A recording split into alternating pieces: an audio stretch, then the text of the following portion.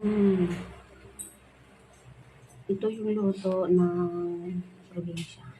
Sinabawang isda. Mo kasi, gusto mo isda.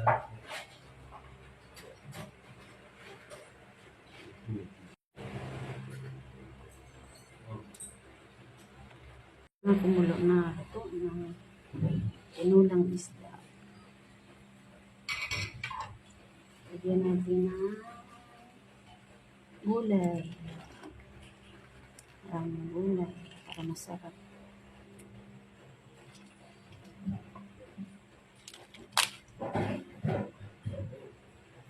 Luto na.